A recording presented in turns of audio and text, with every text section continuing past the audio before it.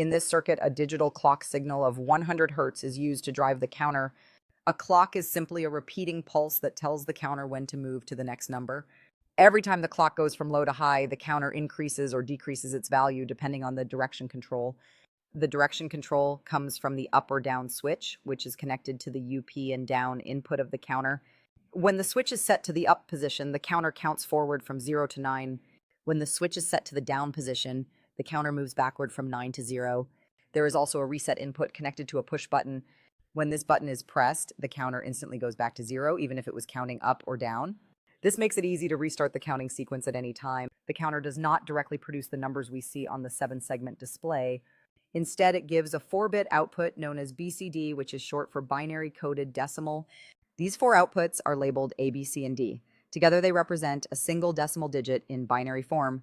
For example, the digit 4 is represented by the bit 0100. Because humans cannot easily read binary values, the circuit uses a BCD to 7-segment converter. This converter receives the 4-bit binary number and translates it into 7 separate signals. Each of these 7 signals controls one segment of the display. The converter decides which segments should light up to form the correct digit.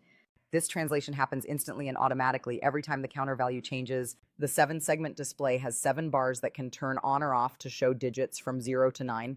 These bars are named A, B, C, D, E, F, and G. The green wires in circuit connect the output of the BCD to 7-segment converter to the matching segment pins on the display. When the converter sets a segment high, that segment glows red on the display. In video, the display shows the number 4 because the counter output is equal to the binary value for 4. As long as the clock keeps pulsing, the counter keeps updating the BCD value and the converter keeps updating the display. If you change the direction switch, the counting reverses. If you press reset, the display returns to 0. Altogether, this creates a simple and complete digital counting system